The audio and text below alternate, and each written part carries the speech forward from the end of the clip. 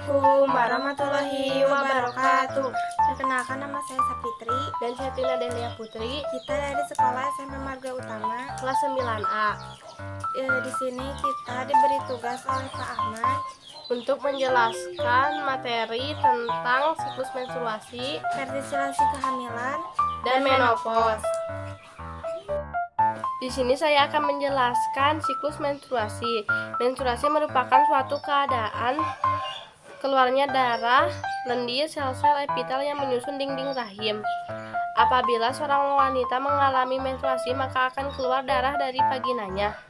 Biasanya menstruasi terjadi sebulan sekali.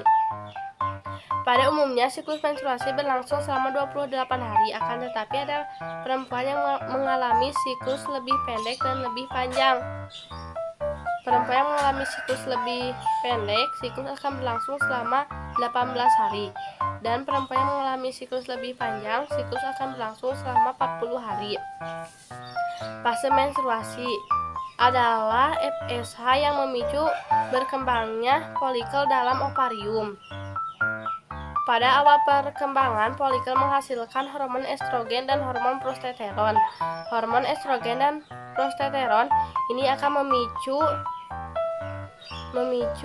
dinding rahim untuk menebal. Pada saat ini, dinding rahim sedang mengalami proses proliferasi. Fase sekretori adalah folikel yang telah melepaskan sel telur untuk berubah menjadi korpus luteum. Dan saya akan menjelaskan fertilasi kehamilan. Fertilasi merupakan suatu pelemburan inti sel telur dengan inti sel sperma sehingga membentuknya zigot. Pada proses fertilasi ini terjadi dalam tuba Fallopi. Sel sperma menggunakan flagela untuk bergerak memutar sebagai baling-baling untuk menggerakkan tubuhnya dalam cairan tuba Fallopi menuju ke sel telur. Fase-fase fertilasi kehamilan yaitu 1. Ovulasi, terjadi pengeluaran sel telur atau oosit dari ovarium. Yang kedua, ada pelemburan inti sel telur dengan inti sel sperma sehingga membentuknya zigot. Yang ketiga, ada pembelahan satu sel zigot menjadi 2, kemudian menjadi 4 sel dan seterusnya. Yang keempat ada pembelahan lanjutan zigot terus membelah sehingga terbentuk sekumpulan sel seperti buah anggur yang disebut morula. Morula terus mengalami pembelahan sehingga terbentuknya blastosit. Blastosit terus menempel ke endometrium sehingga disebut proses implantasi.